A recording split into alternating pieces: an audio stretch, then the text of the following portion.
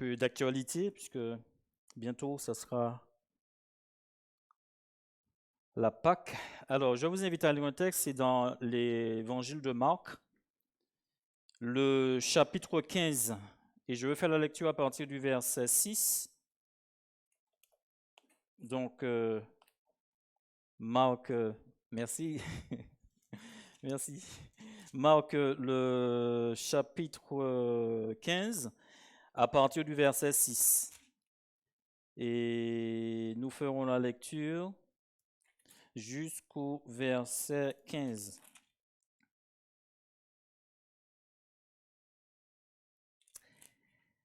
Alors, si vous y êtes, je vais faire la lecture. Donc, j'ai dit Marc, le chapitre 15, à partir du verset 6. Alors, nous lisons, « À chaque fête, il relâchait un prisonnier, celui que demandait la foule. Il y avait en prison un nommé Barabbas avec ses complices pour un meurtre qu'il avait commis dans une sédition. La foule étant montée, se mit à demander ce qu'il avait coutume de leur accorder. Pilate leur répondit, « Voulez-vous que je vous relâche le roi des Juifs ?» Car il savait que c'était par envie que les principaux sacrificateurs l'avaient livré. Mais les chefs des sacrificateurs excitèrent la foule afin que Pilate leur relâchât plutôt Barabbas. Pilate, prenant la parole, leur dit, « Que voulez-vous donc que je fasse de celui que vous appelez le roi des Juifs ?» Ils crièrent de nouveau, « Crucifie-le !» Pilate leur dit, « Quel mal a-t-il fait ?» Et ils crièrent encore plus fort, « Crucifie-le !» Verset 15. Pilate, voulant satisfaire la foule, le relâcha Barabbas, et après avoir fait battre de verre Jésus, il le livra pour être crucifié. Amen. Nous allons prier. Seigneur, nous voulons encore ce matin te donner toute l'honneur, toute la puissance, toute la majesté qui t'est due. Nous te remercions déjà pour cette première partie. Et nous voici encore devant toi, Seigneur, pour être instruits par toi, pour être encouragés par toi, pour être fortifiés par toi, afin que nous puissions aller de l'avant avec toi, Seigneur. Je me mets devant toi en ce matin, Seigneur. Tu connais ma petitesse, ma faiblesse, mais je veux simplement en ce matin être un instrument entre tes mains. Alors puisses-tu venir en ce matin par ton Saint-Esprit et m'utiliser pour pouvoir nous encourager encore en ce matin, afin que nous puissions aller de l'avant avec toi, afin que nous puissions fixer les yeux sur toi et aller de l'avant. Dans le nom de Jésus. Amen. Si je devais donner un titre à cette intervention ce matin, ce serait Barabbas ou Jésus.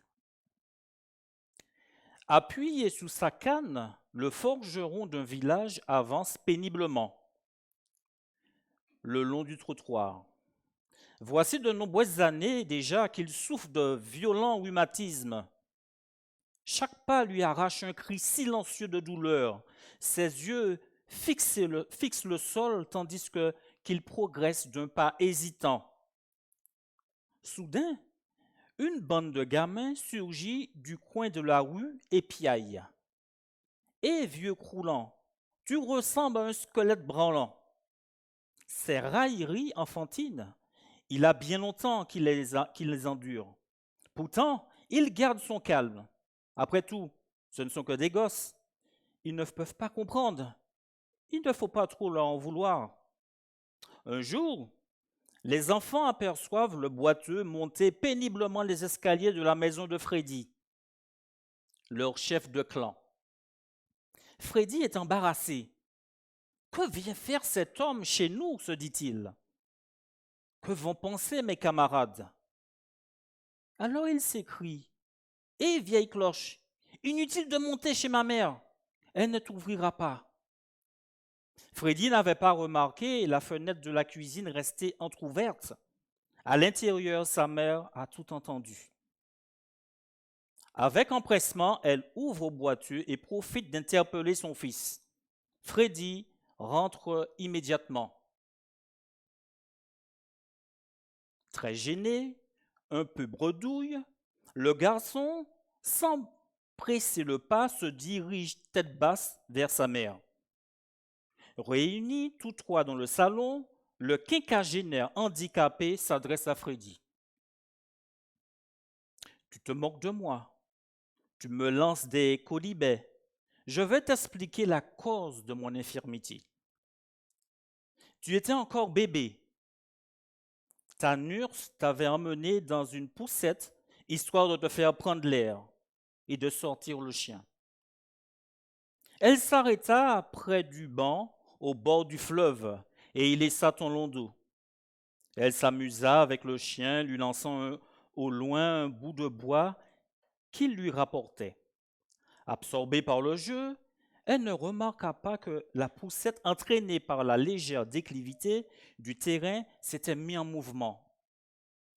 Le long dos prit de la vitesse et se mit à rouler de plus en plus vite en direction de la berge. À toute allure, la poussette plongea dans l'eau, qui l'entraîna aussitôt. Je me trouvais à quelque distance et j'entendis les cris de la jeune nurse. J'accourus en voyant la scène. Je me jetai dans l'eau glaciale. J'eus 1000 peines d'en retirer le long dos. Le courant était très fort et il me fallut lutter avec acharnement. Finalement, j'y parvins. Depuis ce jour, pour être resté trop longtemps dans cette eau glaciale, mes problèmes de rhumatisme se sont multipliés. Voilà, Freddy, la cause de ma démarche insolite.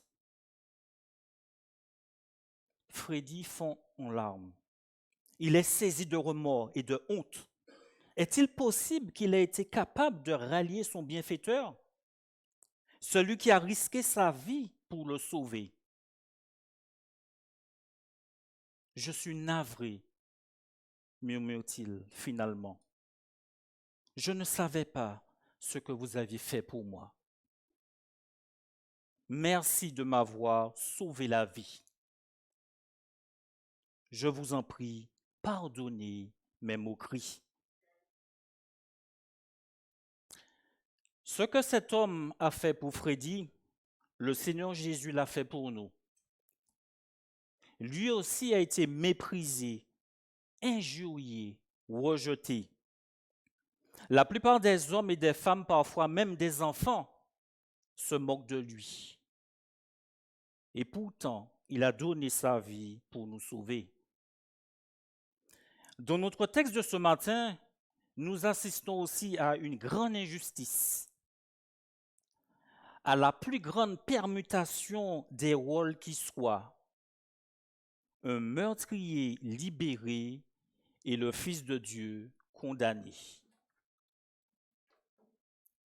Je voudrais voir un premier point avec vous ce matin. Que pouvons-nous dire de Barabbas? Cet homme avait un problème de filiation. Je m'explique. Dans notre texte que nous avons lu ce matin, au verset 7, il nous est dit ceci. Il y avait en prison un homme nommé Barabbas avec ses complices. Tout laissait à penser que Barabbas n'avait pas de nom de famille. Tout laisse à penser qu'il avait un problème d'identité. Dans la Bible, en règle générale,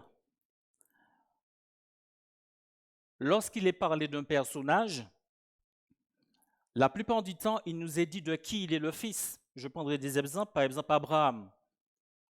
La Bible nous dit qu'Abraham était le fils de Téra. Josué, par exemple, le successeur de Moïse, la Bible nous dit que c'était le fils de Nun, N-U-N. Nous connaissons tous David, cet homme de Dieu. La Bible nous dit que c'était le fils d'Isaïe. Et souvent aussi dans la Bible, les noms ont une signification. Par exemple, dans les évangiles, il est parlé d'un aveugle, un aveugle qu'on appelait Bartimée. La Bible nous dit que Bartimée veut dire fils de Timée. Un nom à peu près comme celui de Barabbas, mais celui-là c'est Barnabas. Barnabas est un collaborateur de l'apôtre Paul. Et Barnabas veut dire fils de la consolation. Alors que pour Barabbas, lorsqu'on cherche le nom, ce que ça veut dire, on trouve la définition fils d'un père. Barabbas voulait dire fils d'un père. C'est étrange comme définition. Qu'est-ce que ça voulait dire? Pourquoi un nom aussi bizarre, fils d'un père? Qu'est-ce que ce nom voulait dire? Est-ce que cela sous-entendait que Barabbas ne connaissait pas son père? Est-ce que cela sous-entendait que Barabbas était un enfant illégitime? On peut spéculer là-dessus. Dire que Barabbas est engendré, peut-être que Barabbas a grandi d'un foyer sans son père. Et nous savons tous la souffrance pour un enfant de grandir sans l'un de ses parents. Je crois que ça occasionne des blessures et des blessures qui ont du mal à se renfermer, même avec le temps. Et sans doute, Barabbas a peut-être souffert de cela. Mais on peut faire aussi un parallèle avec la vie spirituelle. Parce que c'est encore plus tragique lorsqu'un être humain n'a pas de Père céleste. C'est déjà difficile pour un être humain de ne pas avoir un Père céleste,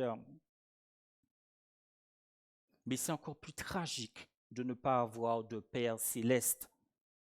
La Bible nous enseigne que l'homme naturel n'est pas en paix avec Dieu.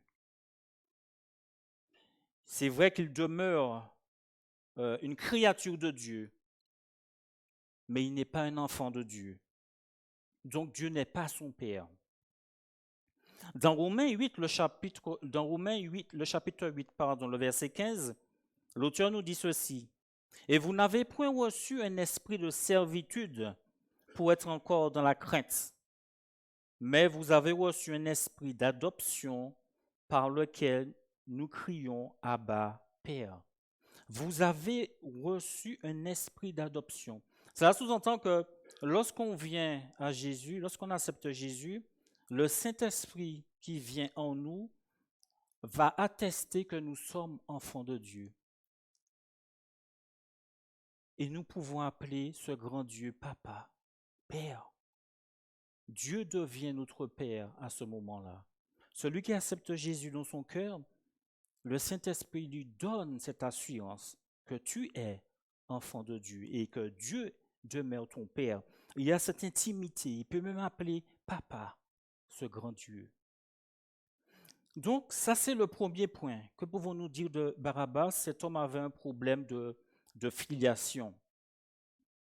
Deuxième point, qui était Barabbas? Barabbas était un homme dominé par le péché. La Bible nous fait comprendre que Barabbas était une sorte de voleur impliqué dans une insurrection contre Rome.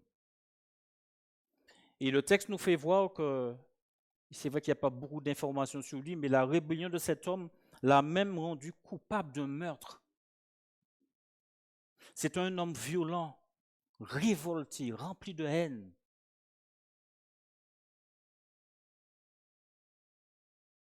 Et nous avons vu à travers notre court passage ce que cet homme a été capable de faire. Il a commis le pire. Il était capable de faire des pires choses. La Bible nous enseigne aussi que même si notre comportement n'est pas aussi grave, aussi mauvais que celui de Barnabas, l'homme qui n'a pas fait une rencontre avec Jésus, donc l'homme irrégénéré, a les gènes du mal en lui. Dans Éphésiens 2, à partir du verset 1er, nous lisons ceci. Vous étiez morts par vos offenses et par vos péchés, dans lesquels vous marchiez autrefois, selon le train de ce monde, selon le prince de la puissance de l'air, de l'esprit qui agit maintenant dans les fils de la rébellion. Nous tous aussi, nous étions de leur nombre, et nous vivions autrefois selon les convoitises de notre chair, accomplissant les volontés de la chair et de nos pensées, et nous étions par nature des enfants de colère comme les autres. Ce qui est intéressant, c'est que le début de ces quelques versets nous dit que nous étions morts par nos offenses. Ça veut dire que la Bible nous dit que en Éden, lorsque l'homme était en Éden, Adam et Ève, il y a quelque chose qui s'est passé. Il y a une désobéissance. Et à travers cette désobéissance, il y a une séparation entre Dieu et l'homme. Ce texte nous montre cela. Il nous dit que vous étiez morts par vos offenses et par vos péchés. Ça veut dire que l'homme naturel est séparé de Dieu. L'homme naturel est séparé de Dieu. Et ça a débuté en Éden. Lorsque Adam et Ève ont péché, il y a une cassure, une séparation avec Dieu. Ce texte nous permet de voir aussi que l'homme il y a 3 ennemis de l'homme. Le premier ennemi que nous voyons, il nous est dit, dans lequel vous marchiez autrefois, selon le train de ce monde. Le premier ennemi qu'a l'homme, c'est ce monde. Le monde dans lequel nous nous trouvons, c'est un système qui nous éloigne de Dieu. Parce que tout ce qui est fait dans ce monde va à l'encontre de la parole de Dieu. Et nous le voyons de plus en plus. Toutes les lois qui sont établies dans les différents pays, tout ce qui, on va dire, qui est tendance, va à l'encontre de ce que la parole de Dieu enseigne. Notre premier ennemi, le premier ennemi de l'homme, ça demeure le monde. Ensuite, notre texte nous dit, donc, selon le train de ce monde, il nous parle après, selon le prince de la puissance de l'air. Qu'est-ce que le prince de la puissance de l'air? C'est tout simplement le diable. Là encore, c'est un ennemi de l'homme.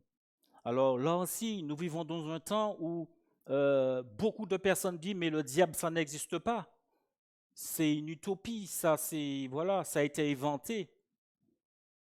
La Bible nous dit que le diable, c'est une réalité. Et de plus en plus, les actions du diable se manifestent sur cette terre. Le diable, c'est une réalité. Et en dernier lieu, il nous est parlé, nous tous aussi, nous étions de leur nombre et nous vivions autrefois selon les convoitises de notre chair. Le troisième ennemi de nous-mêmes, c'est notre corps. Pourquoi? Parce que ce corps qui a été conçu dans le péché est utilisé aussi par les puissances du mal. La Bible, notre texte nous dit, nous tous aussi, nous étions de leur nombre et nous vivions autrefois selon les convoitises de notre chair.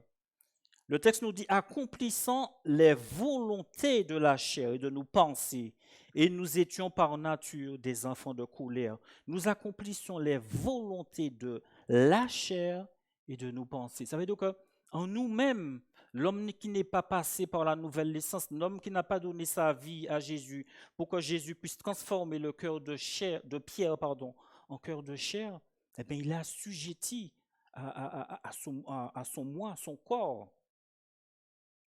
Et nous le voyons là aussi. Aujourd'hui, certaines personnes déclarent que je fais ce que je veux de mon corps, ni Dieu ni maître, mon corps m'appartient. D'autres personnes disent que je suis né d'une certaine façon, mais aujourd'hui je veux changer, je veux devenir une autre personne. Parce qu'en moi-même, je ressens que je ne suis pas comme Dieu m'a créé. Accomplissant les volontés de la chair et de nos pensées, et nous étions par nature des enfants de colère. Nous vivions autrefois selon les convoitises de notre chair. Donc cette chair est corrompue et ce qui sort de l'homme même et corrompus aussi.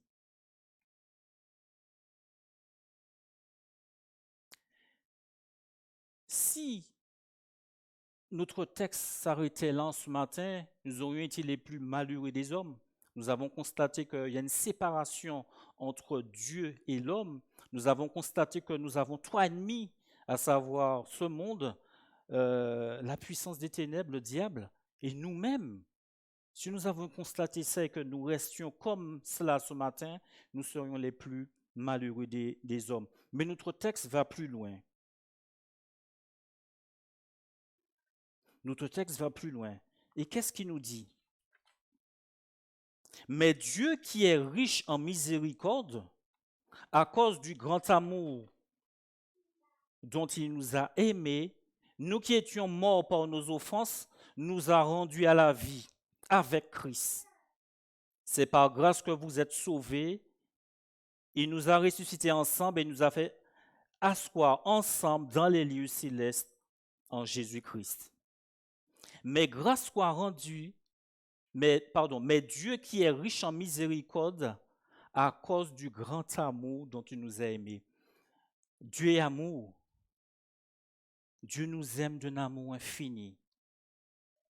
Mais Dieu qui est riche en miséricorde à cause du grand amour dont il nous a aimés. Et il a prouvé cet amour en mourant sur la croix, pour nous. Le texte nous dit, mais nous qui étions morts par nos offenses, nous a rendus à la vie.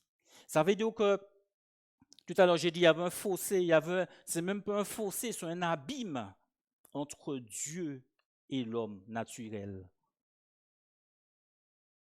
Et il a comblé ce fossé. Comment a-t-il fait ça? Nous a rendus à la vie avec Christ. Et c'est encore plus intéressant ce qui vient derrière. C'est par grâce que vous êtes sauvés. Il y a une sœur qui a prié ce matin qui l'a dit, tout n'est que grâce, et c'est vrai, c'est une grâce. Une grâce, c'est quelque chose d'immérité. Nous ne méritions pas le salut, parce que la Bible nous dit que lorsque nous étions des impies, Christ est mort pour nous. Christ est mort pour des impies. Donc, notre texte nous dit que Jésus a payé le prix. Et tout cela n'est qu'une grâce. Nous ne méritons rien, mais c'est une grâce que Dieu nous a accordée. Il nous a aimés, il nous a tant aimés, il a prouvé cet amour en mourant sur le bois infâme. C'est par grâce que vous êtes sauvés. Il nous a ressuscités ensemble et nous a fait asseoir ensemble dans les lieux célestes en Jésus-Christ. Cela nous montre le statut que nous avons en tant qu'enfants de Dieu. Il nous a ressuscités ensemble. Ça veut dire que lorsque le Seigneur est à la croix, nous aussi, il a pris tout ce que nous avons fait, il nous a emmenés à la croix. Et lorsqu'il est ressuscité, nous aussi, nous sommes ressuscités en nouveauté de vie. Il nous a ressuscités ensemble et nous a fait asseoir ensemble dans les lieux célestes. Ça c'est le statut que nous avons en Jésus-Christ. Et j'en veux pour preuve, lorsque le Seigneur Jésus est mort sur cette croix, la Bible nous dit que le voile du temple s'est déchiré. Le voile du temple s'est déchiré. Ça veut dire que l'homme désormais a accès au lieu très saint. Auparavant, le souverain sacrificateur entrait une fois par année pour ses péchés et le péché du peuple. Mais lorsque Jésus est mort sur la croix, le voile du temple s'est déchiré, montrant que désormais, l'homme qui reçoit Jésus a accès au lieu très saint. Cela nous démontre le statut que nous avons en Jésus-Christ. Nous devenons enfants de Dieu et nous avons cette communion avec ce grand Dieu. Ce qui avait été brisé en Adam, ce qui avait été brisé en Éden est retrouvé en Jésus-Christ. Alors peut-être en ce matin, quelqu'un pourrait objecter, mais tu dis que, la Bible du moins dit que il nous a fait asseoir dans les lieux célestes. Mais nous ne sommes pas dans les lieux célestes, nous sommes à Marolles. Comment se fait-il que nous soyons dans les lieux célestes? La Bible nous dit que sans la foi, il ne nous est pas possible de plaire à Dieu. Tout s'obtient par la foi. Qu'est-ce que la foi? La foi est une ferme assurance des choses qu'on espère, une démonstration de celles qu'on ne voit pas. Les choses de Dieu s'acquièrent par la foi. Et je me rajouter ceci. Nous vivons sous cette terre et pour pouvoir nous approprier des choses de cette terre, nous le faisons par nos sens. Par exemple, pour nous approprier un beau paysage, un oiseau, une belle photo, nous le faisons par nos yeux, la vue, un beau paysage, une belle plage avec des cocotiers, sable fin. On s'approprie ça par la vue. Ça va nous, par rapport au temps que nous avons, ça va nous motiver un peu. Donc tout cela, on se l'approprie par les yeux, par la vue. Un aveugle pourrait venir et puis lui, il ne pourra pas se l'approprier. Pourquoi? Parce qu'il n'a pas la vue, il n'a pas les yeux. Il pourrait même dire que mais, tu racontes du n'importe quoi, ce que tu dis c'est faux, ça ne peut pas exister. Mais s'il a la vue, il pourra s'approprier de ces choses. Il en est de même pour Louis. On peut s'approprier d'une belle musique. Ces belles musiques que nous avons entendues ce matin, si nous n'avons pas l'ouïe, si nous n'avons pas l'oreille, nous ne pouvons pas l'entendre. Une belle mélodie, les chants des oiseaux, le bruit des vagues, tout ça, on peut se l'approprier par l'ouïe, par l'oreille. Mais un sourd peut-être pourrait venir et dire non, non, non, les belles musiques, ça n'existe pas. Les choses de Dieu s'acquièrent donc. Le sens qui permet d'acquérir les choses de Dieu sont la foi. Et c'est en quelque sorte ce sens spirituel qui nous permet d'accepter les choses de Dieu et qui nous permet surtout d'acquérir les choses de Dieu. C'est le même principe. Tout ce que Dieu nous dit s'acquiert par la foi. De la même façon que nous avons la vie pour nous accaparer des choses de la vie, nous avons besoin de la foi pour nous accaparer des choses de Dieu. La foi nous permet d'accaparer des choses de Dieu. Et je crois qu'il est important de dire aussi que souvent, on a du mal à faire confiance au Seigneur parce que on reste dans un rapport d'homme à homme. C'est-à-dire qu'on met Dieu sous le même pied d'égalité que nous. Mais Dieu n'est pas un homme. Dieu ne ment pas. La Bible nous dit que Dieu demeure le même hier, aujourd'hui, éternellement. Il n'y a pas une once de mensonge dans ce grand Dieu. Oui, l'homme est égal à ce qu'il est, et nous avons vu que l'homme est mauvais, l'homme a la racine du mal en lui. Souvent, on le voit même des autorités, les chefs d'État, ils disent blanc aujourd'hui, demain ça sera noir, mais quand Dieu dit blanc, ça sera blanc. Quand il dit noir, ça sera noir. Dieu ne ment pas. C'est pour ça que lorsque Dieu nous dit des choses, nous devons le prendre pour argent comptant. Et quand Dieu nous donne cette position que nous avons en Christ, nous l'avons réellement. Nous sommes enfants de Dieu et nous avons cette connexion, cette communion avec ce grand Dieu. Il nous a ressuscités ensemble et nous a fait asseoir ensemble dans les lieux célestes en Jésus-Christ. Cette communion, ce statut que nous l'avons réellement en Jésus-Christ. Et j'aimerais dire aussi ceci, que quelle que soit votre situation aujourd'hui, vous nous trouverez du secours et la délivrance qu'en Jésus-Christ. C'est Jésus-Christ qui est la solution. Il n'y a pas d'autre solution parce qu'il est il est Dieu, pleinement homme et pleinement Dieu. Un dernier point, Barabbas ou Jésus. 2 prisonniers se trouvaient devant Pilate. Nous avons déjà parlé longuement du premier. Il s'agit donc de Barabbas. Et nous avons vu son pédigré. Et malheureusement, ce n'était pas beau. Un homme violent, responsable d'une sédition, La Bible ne nous dit pas pourquoi il y a eu cette sédition, pour quel motif, on ne sait pas. Est-ce que c'était pour motif politique, on n'en sait rien. Est-ce que c'était pour des intérêts financiers, on n'en sait rien non plus. Un homme tellement violent qu'il devient un meurtrier. Et puis à côté de Barabbas, il y avait un autre homme, Jésus. Le texte nous dit qu'il reste dans le silence à côté de Barabbas. Quand on regarde un peu dans la Bible, on voit que Jésus n'avait fait que le bien, contrairement à Barabbas. Il n'avait fait que pratiquer l'amour du prochain, aider les autres. Et Jésus ne se défend pas contre cette injustice.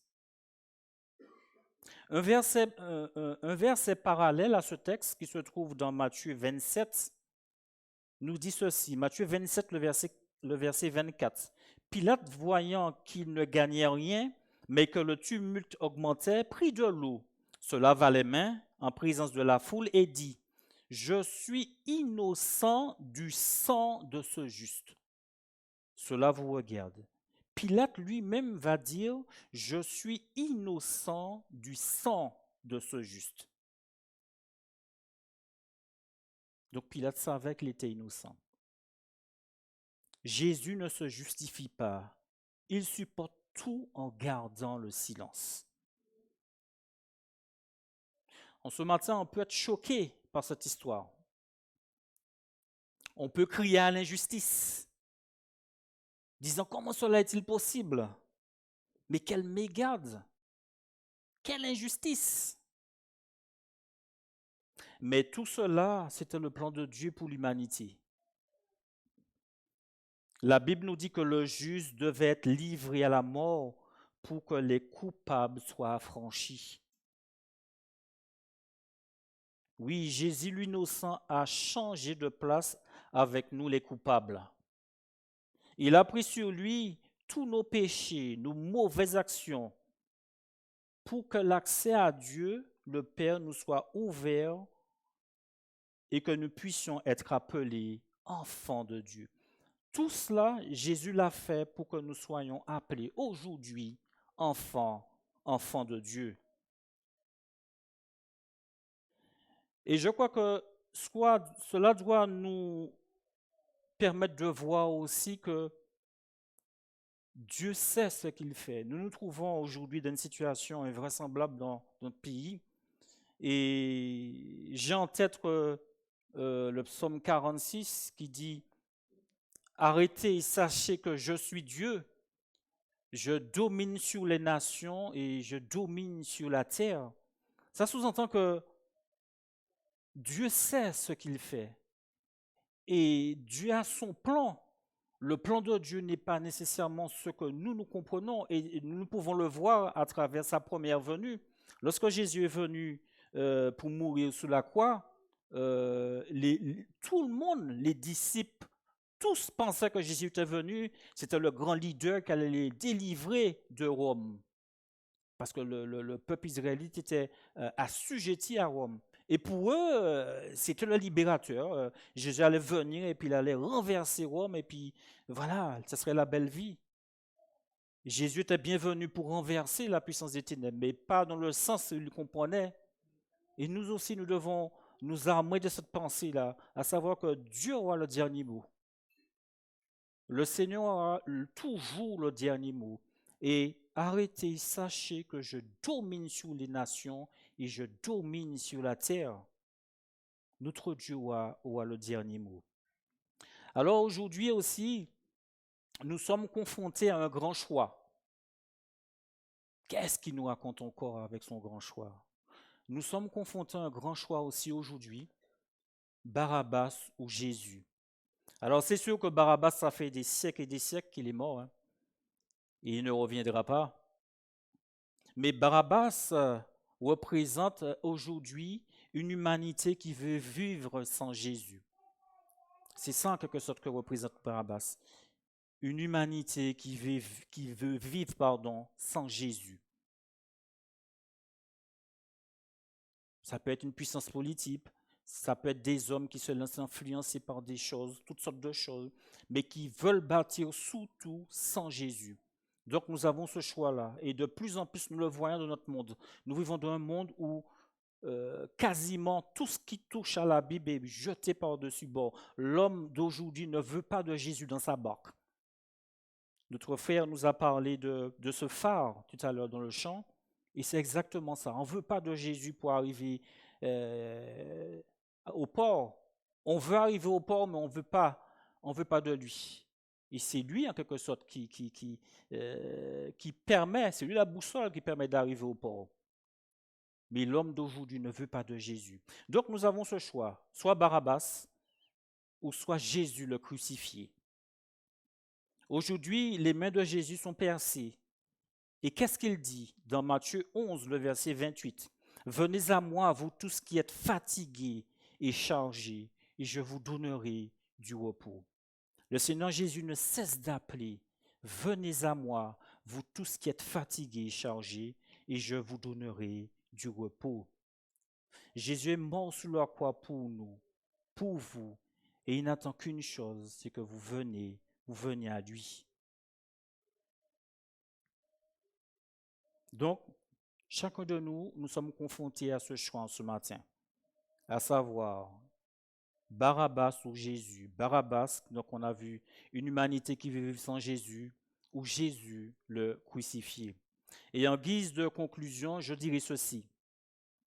Une des plus grandes injustices a été accomplie sur cette terre. Cela nous permet de voir comment le cœur de l'homme est mauvais. Mais à travers cela, c'est le plan de Dieu qui s'est réalisé pour l'humanité. Alors nous qui avons déjà fait notre choix, qui avons accepté Jésus comme sauveur personnel, puissions-nous continuer le combat. Avançons avec le Seigneur Jésus, que ce soit les vicissitudes de la vie, les souffrances, mais continuons le chemin avec notre Seigneur. Et ceux peut-être qui n'ont pas encore fait ce choix en ce matin, le Seigneur vous dit en ce matin, venez à moi, vous tous qui êtes fatigués et chargés, et je vous donnerai du repos. La guérison, le repos, la vie éternelle se trouve en Jésus-Christ et en Jésus-Christ seul. Amen. Prions. Seigneur, nous voulons te dire encore merci. Merci Seigneur pour ton grand sacrifice. Merci Seigneur parce que toi, le grand, le puissant, le majestueux, tu es venu, tu es mort sous cette croix, tu n'as pas ouvert la bouche. Et tout cela, c'était pour que nous puissions devenir enfants de Dieu. Seigneur, nous sommes reconnaissants et nous voulons te dire simplement merci. Donne-nous à continuer le chemin avec toi, que ce soit les difficultés de cette terre. Donne-nous à fixer les yeux sur toi et toujours avancer avec toi. Ceux en ce matin qui sont dans l'incertitude, que tu puisses les bénir, mettre la certitude dans leur cœur, à savoir que c'est toi qui délivres. Et si tu délivres, ils sont vraiment libres. Ceux que tu délivres sont réellement libres. Alors, que tu puisses vraiment parler à leur cœur, leur montrer que c'est en toi que se trouve la délivrance. Merci encore pour tout. Bénis mes frères et sœurs encore, dans le nom de Jésus. Amen. Que le Seigneur vous bénisse. Merci.